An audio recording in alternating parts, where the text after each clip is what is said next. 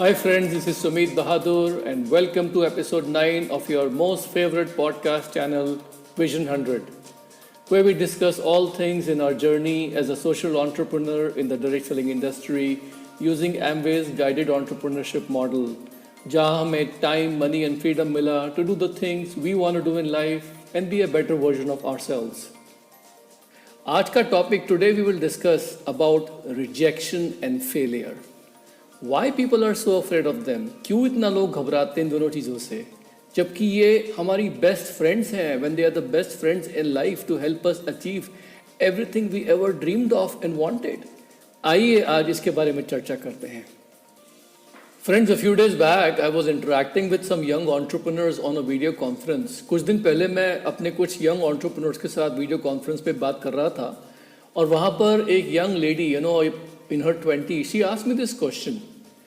Have I ever failed repeatedly in life?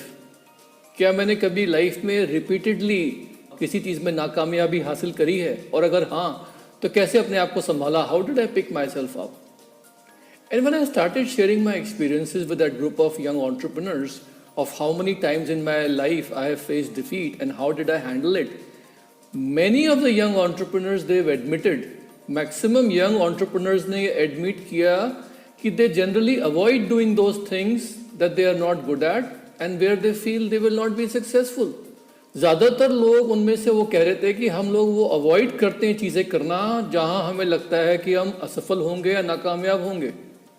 And that blew my mind away. मुझे लगा कि ये लोग क्या कर रहे हैं. And obviously मैंने उनको गाइड किया about taking more risks in life, and I taught them about the risk versus reward principles and how to process the failures, कि असफलताओं को कैसे प्रोसेस करें और उनको हम लोग सफलताओं में बदलें.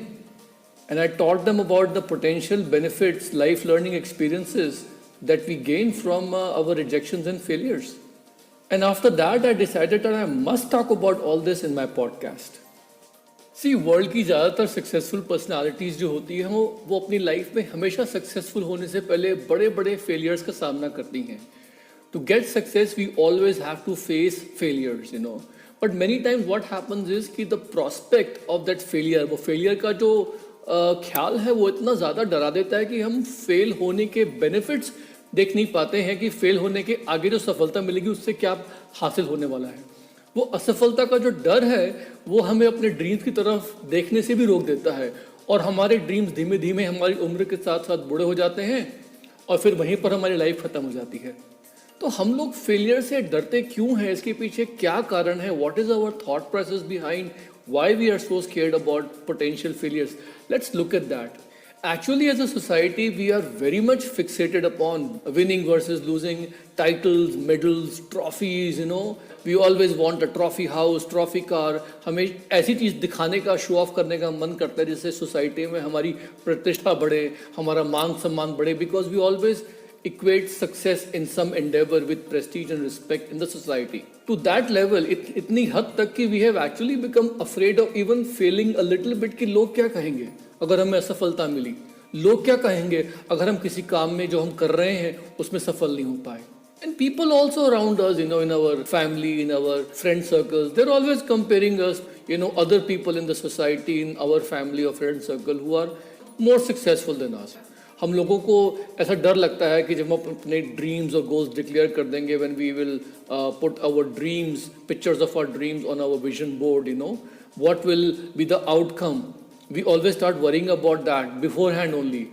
अगर हम लोग फेल हो गए तो सोसाइटी में जो लोग हैं वो हमें अनसक्सेसफुल लोगों में गिनना शुरू कर देंगे और हमारा थोड़ा सा मान सम्मान कम हो जाएगा. People will think less of us, because everybody wants people to think highly of themselves, हर आदमी सम्मान चाहता है.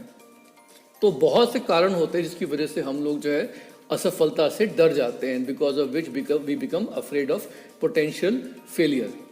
But friends, we all know that rejection, failure, disappointment is a natural part of life, निराशा और असफलता मनुष्य के लिए एक सामान्य चीज़ है लाइफ में. सवाल सिर्फ ये है कि क्या हम इन डिसअपॉइंटमेंट, रिजेक्शन से अपनी आगे आने वाली सफलता के लिए कुछ सबक और कुछ उत्साह, एक्साइटमेंट ले सकते हैं कि नहीं ले सकते. हमारा रिएक्शन जो है वो बहुत इंपॉर्टेंट है. मैं आपको एग्जांपल देता हूं कि एक दिन में we tend to give rejection and disappointment to so many people around us. हम कम से कम 25-30 लोगों को एक दिन में रिजेक्शन या डिसअपॉइंटमेंट देते हैं. For example, every day we reject some telephone calls for, some loans, some bank loans, some property for sale. कुछ किसी के लिए इंश्योरेंस के लिए फोन करता है. We just say no, no, no, no, no. Every day it's happening. On social media, we unfollow people. Many times we read someone's posts, but we don't like or comment on them. Many times we don't even respond to somebody's WhatsApp status messages. Sometimes people send us a direct message on our distribution list, a WhatsApp message. We don't respond. हम लोगों की email respond नहीं करते on a daily basis. We say no to people at a grocery store when they ask us, something news in the grocery store. ये नया कुछ आया है, आप खरीदना चाहेंगे? We say no. So every day we are about 25-30 times saying no and rejecting people and giving disappointment potentially to people. So अगर आपको लगता है कि आपको सिर्फ रिजेक्शन डिसअपॉइंटमेंट मिलता है, नहीं, आप भी हर रोज देते हो लोगों को. Now you might say कि no Sumit, I don't know these people so well, so my rejection doesn't count and it doesn't hurt them. Well, same with you, In order for you to realize your dreams, आपको भी अपने dreams पूरे करने के लिए हर रोज जो activities करनी है, जो काम करने हैं, making phone calls to prospects or dealing with people who can be potential partners for you in the business or become your customers. There are also people who don't really matter to you whether they say no to you or not. And personally, I think that many a times you are so sensitive that some of you take their no very, very seriously. और कई दिन तक आप सोचते रहते हो, अरे यार उसने मेरे को नो बोल दिया, oh my God, he said no to me, I don't believe that, कैसे नो बोल दिया? So many times we take it too personally. Remember, everybody had to face rejection at some point in their life.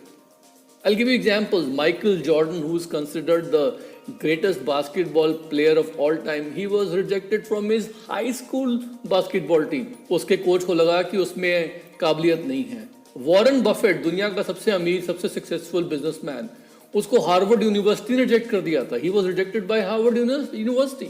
Richard Branson, owner of Virgin empire, जो अभी space में गया था, he was a high school dropout. और तो और WhatsApp के जो मालिक हैं, व्हाट्सएप जिन्होंने बनाया, उसके मालिक ब्रायन एटकिन जो थे, उन्होंने व्हाट्सएप बनाने से पहले फेसबुक में नौकरी के लिए अप्लाई किया था और फेसबुक ने उनको नौकरी देने से भी मना कर दिया था. And later on, after many attempts, he made WhatsApp, और व्हाट्सएप को बाद में फेसबुक ने खरीद लिया. Now the difference between you and all these successful people is कि जब इन लोगों ने रिजेक्शन डिसअपॉइंटमेंट फेस किया तो इन लोगों ने उसके बारे में भी सिर्फ 3 सेकंड या कुछ मिनट सोचा होगा.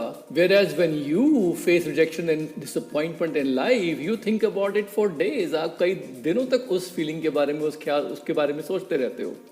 तो दोस्तों, ये सब चीज़ें जो है ना, नॉर्मल प्रोसेस है लाइफ का, जिसमें हमें बहुत सी बार असफलताओं से, फेलियर से गुजर के अपनी मंजिल तक पहुंचना है. This is what is the fact of life. Let us see how to face this fear of failure. आइए देखते हैं कि इस डर का सामना कैसे करना है. पहली बात तो, knowledge will cure fear. कहते हैं ना कि journey of 1,000 steps begins with the first step. हमें अगर किसी भी चीज़ से डर लग रहा है तो हमें उस चीज़ के बारे में पूरी नॉलेज गेन कर लेनी चाहिए कि हम लोग जो है वो काम क्यों कर रहे हैं और कैसे वो हमें अपने गोल तक पहुंचाएगा. और हमें अगर डर लग रहा है फ़ोन कॉल करने में, तो उस फ़ोन कॉल करने में क्या चीज़ें ज़रूरी हैं, क्यों कर रहे हैं फ़ोन कॉल, हमें उसकी पूरी जानकारी होगी, उस चीज़ के बारे में हमें डर कम लगेगा. कोई भी हमें बिजनेस की एक्टिविटी है को अगर हम लोग समझ लेंगे कि उसे क्यों करना है और कैसे करना है, तो वो नॉलेज बहुत ज़रूरी है उस चीज़ के बारे में डर को दूर करने के लिए. तो दूसरी चीज़ जो है वो बहुत इंपॉर्टेंट है कि एक्शन क्योर्स फियर. अगर मुझे स्विमिंग करनी है तो मुझे पानी में कूदना पड़ेगा, लेकिन पानी में कूदने से पहले मैं स्विमिंग पूल में प्रैक्टिस कर सकता हूँ. तो अगर मुझे मान लीजिए प्रॉस्पेक्ट्स के सामने फ़ोन कॉल्स करने में घबराहट हो रही है और maybe I am feeling nervous, तो पहले मैं मॉक फ़ोन कॉल्स कर सकता हूँ. I can also go ahead and do some practice sessions with somebody for making presentation, because मेरे को प्रेजेंटेशंस में डर लगता है.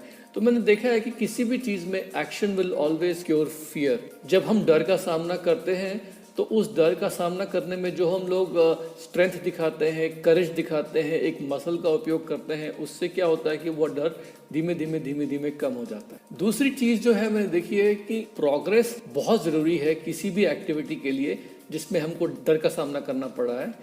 हम लोग अपने किसी भी बिजनेस एक्टिविटी को अगर स्मॉल मेजरेबल गोल्स में डिवाइड कर देंगे और फिर हम लोग उन छोटे छोटे गोल्स को अचीव करने की कोशिश करेंगे और उनको सेलिब्रेट करेंगे उनके सक्सेस को, तो होगा क्या कि हमारी वो जो बिजनेस एक्टिविटी है उसमें हमें डर कम लगेगा।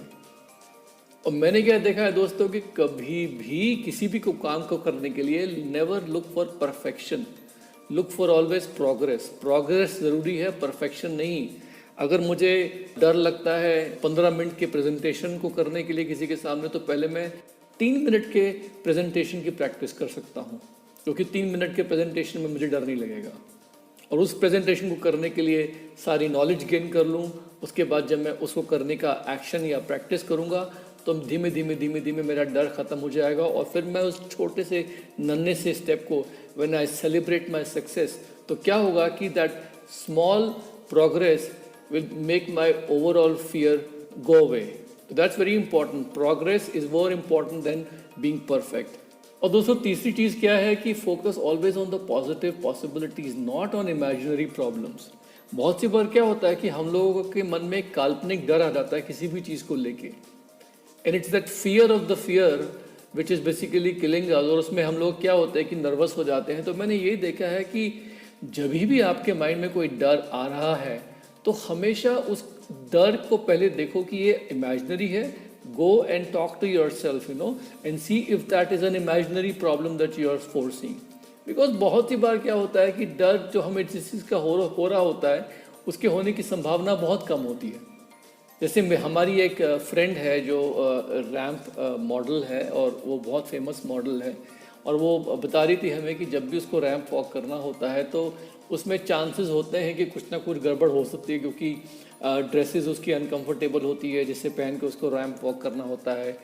जहाँ पर वो रैम्प वॉक करते हैं वो जगह बहुत स्लिपरी होती है, बड़ी बड़ी ऊंची हील्स होती हैं, और अगर हल्की सी मिस्टेक हो गई, आप गिर गए या सामने वाला मॉडल गिर गया, कुछ गलती हो गई, तो फिर पूरा कैरियर चौपट हो जाता है। तो हर रैम्प वॉक से पहले वो बता रही थी कि वो एक छोटा सा रूटीन करती है जिसमें वो आंखें बंद करके डीप ब्रीदिंग करती है, पॉजिटिव आउटकम देखती है सक्सेसफुल उस रैम्प वॉक का, और साथ साथ सेल्फ टॉक करती है ताकि शी इज़ वेरी कॉन्फिडेंट।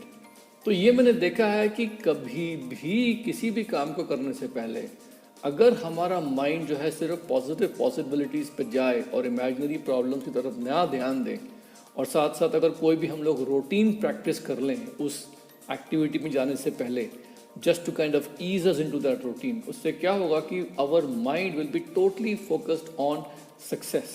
और मैंने तो क्या देखा है कि अगर कभी भी मुझे नर्वसनेस आती है किसी भी चीज़ को लेके कि पता नहीं इसका आउटकम क्या होगा, डर भी लगता है, तो मैं हमेशा एक रिस्क वर्सेस रिवॉर्ड प्रिंसिपल जो है वो देखता हूँ उस चीज़ को लेके। अब ये रिस्क वर्सेस रिवॉर्ड प्रिंसिपल क्या है, आइए इसकी बात करते हैं। दोस्तों हमारा जो ब्रेन है ना, ये जो ह्यूमन ब्रेन है, इसका एवोल्यूशन जो है वो 20 मिलियन ईयर्स से हो रहा है। आइए इस ब्रेन के बारे में समझते हैं कि इसमें रिस्क वर्सेस रिवॉर्ड क्या है। लाइफ में हम कुछ भी एक्टिविटी करते हैं, हर एक्टिविटी में एक रिस्क होता है और एक रिवॉर्ड होता है। जो हमारी रूटीन की एक्टिविटीज़ होती हैं उसमें रिस्क तो ज़ीरो होता है और रिवॉर्ड ही रिवॉर्ड होता है। हमें शेव करना है, हमें पता है रिस्क कहीं नहीं है, रिवॉर्ड है कि वी विल लुक गुड। हमें नहाने जाना है, पता है रिस्क कुछ नहीं है, रिवॉर्ड है। हमने मान लीजिए कोई नए टाइप का रेजर लिया है, आज ख़रीदा है, फर्स्ट टाइम यूज़ कर रहे हैं शेविंग के लिए, तो वी विल ऑलवेज चेक कि ब्लेड जो है वो ठीक है या नहीं है, अपने हाथ पे हल्के से घिस लेंगे ताकि कोई रिस्क ना हो। तो 99.999 नहीं, 100%, always 100% time our brain is always at the background. वो हर एक्टिविटी लाइफ की जो उसमें एनालाइज कर रही है माइंड के अंदर, रिस्क वर्सेस रिवॉर्ड। किसी चीज़ में मान लीजिए रिवॉर्ड नहीं है, सिर्फ रिस्क ही रिस्क है, तो वहाँ से फिर हमारा इमीडिएटली भागने का मन करता है।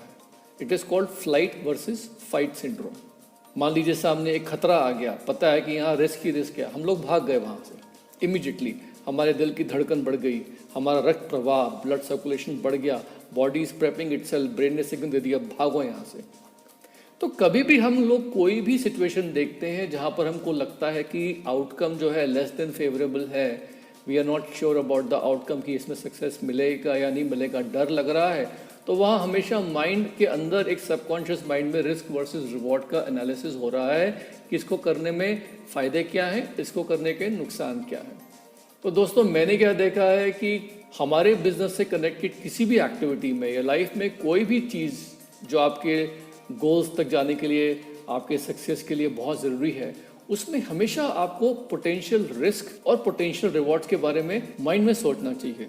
मैं आपको एग्जांपल देता हूँ। जैसे हमें फ़ोन कॉल्स करनी होती हैं इस बिज़नेस में, और हर फ़ोन कॉल के पहले मान लीजिए नए आदमी को डर लगता है कि सामने मैं किसी प्रॉस्पेक्ट से बात कर रहा हूँ, I don't know what will be the outcome, whether he will say yes और no, and we are feeling a little bit afraid, थोड़ा सा डर लग रहा है रिजेक्शन कहीं ना हो जाए। ये लोगों के माइंड में एक प्रॉब्लम रहती है। मैं एक एग्जांपल लेता हूँ कि सपोज करिए आपने 10 फ़ोन कॉल्स करी और 10 फ़ोन कॉल्स में समझ लीजिए आपको एक अपॉइंटमेंट मिला। That's a very conservative estimate.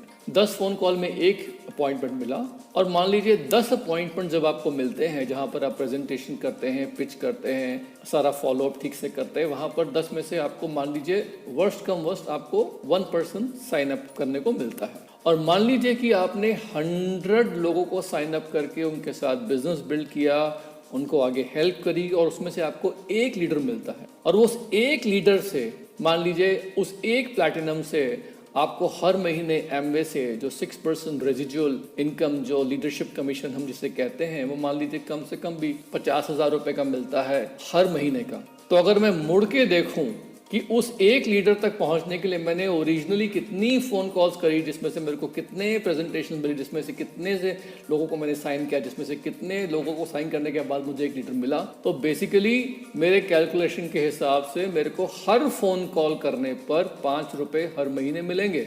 तो अब जब मेरे माइंड में ये रिस्क वर्सेस रिवॉर्ड आ गया कि इस फ़ोन कॉल करने पे मेरा जो रिस्क है वो मैक्सिमम ये है कि आदमी ना बोल देगा या मेरे पे चिल्लाएगा, जो कि सब मेरे माइंड में है, काल्पनिक है, it is all imaginary. Worst में इमेजिन कर लेता हूँ, और बेस्ट क्या इमेजिन करता हूँ कि what ever be the result, what ever happens, मेरे को ये फ़ोन कॉल करने से ultimately if I am consistent and persistent, मेरे को इस फ़ोन कॉल पे 5 रुपीज़ मिलेंगे हर महीने for the rest of my life. तो दोस्तों just imagine, will you make that phone call और not? Obviously you will make that phone call. Obviously you will make more phone calls. You'll make every day phone calls because आपको पता है every phone call is making you money. So दोस्तों, this risk versus reward analysis should be done for every problem in life. हर वो चीज़ जो आपको डराती है उसका आप risk versus reward करो। कभी भी किसी भी एक्टिविटी में आपको रिस्क लगता है और रिवॉर्ड देखो, तो आप हमेशा एनालिसिस करो कि आपका रिस्क की प्रोबेबिलिटी क्या है, सक्सेस की प्रोबेबिलिटी क्या है, और उसके बाद आप एनालिसिस करेंगे तो यू विल ऑलवेज फाइंड कि रिवॉर्ड जो है वो इतना ज़्यादा होता है कि उसके सामने रिस्क जो होता है बहुत कम नज़र आता है। फिर धीमे धीमे माइंड की प्रोग्रामिंग बदल जाती है कि जब आप वो एक्टिविटी करते हो तो आपको रिस्क दिखता ही नहीं, आपको सिर्फ रिवॉर्ड दिखता है। तो हर चीज़ में, लाइफ में, हर जगह पे हमें हमारी ब्रेन जो है वो कॉन्स्टेंटली एनालिसिस करती रहती है रिस्क वर्सेस रिवॉर्ड का, और हमें सिर्फ ब्रेन के अंदर वो चीज़ें डालनी हैं जो हमें रिवॉर्ड दिखती हैं, और हमें कैलकुलेशन करके ये दिखा देना है, ब्रेन को प्रूव कर देना है कि भैया इस एक्टिविटी में, in this activity the rewards far outweigh the risk, and then धीमे धीमे the brain will automatically have an auto suggestion that when it sees that activity, it is only giving you the reward feeling.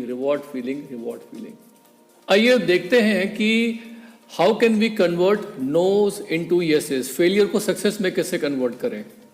क्योंकि किसी भी type के business में मैंने देखा है कि ये बहुत ज़रूरी होता है कि हम लोग, जो सामने वाला व्यक्ति बैठा है, उसका जो नो है उसको हम चैलेंज की तरह ले, and we should try to convert it into a yes. Because it's very important to understand कि no is not the end of the world for your business or startup. And no also does not mean कि it's the end of the conversation with the person concerned. No का मतलब ये नहीं है कि prospect के साथ सारी बातचीत बंद कर देनी है। So here are few of our tips how we try to convert a no into a yes in our business, and these are some of our ideas. Tip number 1, don't get upset. कभी भी आप जो है ना, सामने वाले को ये मत दिखाइए कि आप जो है वो अपसेट हो गए हैं क्योंकि उसने नो बोला है, बिकॉज नो का मतलब जो है बहुत कुछ हो सकता है। The person is saying that no can mean that look based on the information you have given me, no, आपने जो मुझे बताया इन्फॉर्मेशन दी उसके आधार पे no. No can also mean कि based on my current job situation, no, क्योंकि बहुत सी बार क्या होता है कि जब लोग नई नई जॉब शुरू करते हैं तो उनके माइंड में कैरियर घूम रहा होता है, और कुछ दिन बाद बात करो तो वो कैरियर जो होता है वो जॉब में कन्वर्ट हो जाता है। Many time people when they start a new job they are thinking of their career. So no can also mean that look I have just started a job right now and maybe right now no, no का मतलब ये भी हो सकता है बहुत सी बार कि based on my health right now no. Okay, so don't be offended. कभी भी ऑफेंड मत फील करिए. Instead try to understand the other person situation and also understand that this no can be temporary, meaning कि later on जब उनकी situation change हो जाएगी तब वो बिजनेस आपके साथ शुरू करेंगे. So don't ever burn the bridges. ये थॉट आपके माइंड में हमेशा सर्वोपरि ऊपर होनी चाहिए. Tip number 2, if you are getting nos don't be consumed with self doubt. बहुत सी बार क्या होता है कि जब सामने वाला व्यक्ति नो बोलता है ना, तो हमारे अंदर बहुत सारे नेगेटिव थॉट्स आने लगते हैं. हमारा जो बिलीफ सिस्टम है वो शेकअप कर जाता है, या हमें अंदर से घबराहट होती है कि शायद हम लोग जो है कर नहीं पाएंगे कुछ. We sometimes become a little bit depressed. So understand कि जब भी कभी आपको नेगेटिव फीलिंग्स आती हैं कोई नो सुनने के समय, तो पहले तो आधे सेकंड के लिए अपनी वो नेगेटिव फीलिंग्स एक्नॉलेज कर लीजिए and then try to get over them. Desensitize yourself. Talk to your support group. Definitely talk to your upline coaches and mentors, अगर आप अपने नेगेटिव फीलिंग्स को अगर साइड पर रख देंगे, if you keep your negative feeling on the side, then it's very important that when you get a no, you should do a proper follow-up as recommended. Ask them the right questions. Try to find out why they are saying the no. This is very important. दोस्तों, हम लोगों के case में मुझे अच्छे से याद है कि when we met with our now friend Sudha for the very first time through a person who met her in the laundromat, she initially told us, no, I don't want to do this business. But today we have a huge business through her, and that was because we were very confident when she said no, and we tried to find out why. And that's our tip number 3. Rethink your approach. हो सकता है वो व्यक्ति जो है इस वक्त business के लिए तैयार नहीं है because their situation is a little bit different. Understand their situation. First try to rethink your approach. Reframe their no. Try to become friends. Offer them some products maybe that will help them improve their situation in life. Find some common grounds and just keep them in your friendship circle because friendship factor really helps. सुधा के साथ यही हुआ था. When she told us no, first of all, we never got upset. We were very, we were just nodding and we were just smiling. Second thing, हम लोगों ने उनसे जब बातचीत करी तो we found out that she's saying no because of certain experiences she had in life, जिसकी वजह से वो बिजनेस का बी भी नहीं सुनना चाहती थी. She did not even want to hear the B of any business. So we immediately reframed our approach and we started basically building friendship with her. She loved gardening, so we talked about gardening, and we just kept in touch with her. And the friendship factor really helped her because that's how we were able to invite her to attend one of the meetings where she actually connected with someone on one of the speakers, and the rest is a long story, but this is how she came into the business. Tip number 4, every no is an opportunity for you to grow. Success in our direct selling business, in the Amway business, is basically going from no to no, one no to second no to third no, without losing confidence and without having the doubts. Because मैंने देखा है कि इस business में negative feelings तो बड़ी फटाफट आ जाती हैं, लेकिन सेल्फ कॉन्फिडेंस बिल्डअप होने में टाइम लगता है. And negative feelings can come very fast crashing down and they can destroy a lot of things. So making sure that you look at every no as an opportunity for you to grow, for you to reassess. Do a regular SWOT analysis of strengths, weaknesses, opportunity threats inside you with your upline coach and mentors. बहुत सी बार लोग कहते हैं अरे some will, some won't, so what? SW, SW, SW. Okay, we use that, but that is not all the time very useful approach because then you will not grow yourself in this business and know what you have to change, You can always go ahead and get together with your upline coach and mentor and audit all the business activities जहाँ पर आपको resistance face हो रहा है. You can maybe practice your phone calls, do some mock phone calls, maybe get recording of your phone calls and give it to them and get it audited. I also recommend people that initially they can do presentations in front of a mirror or in front of somebody who's close to them and ask them how were the words coming out, what were the first impressions they got. So you have to always go ahead and keep upgrading your skills. And initially confidence नहीं आता है जब हम सीख रहे होते हैं, but you have to fake it until you make it.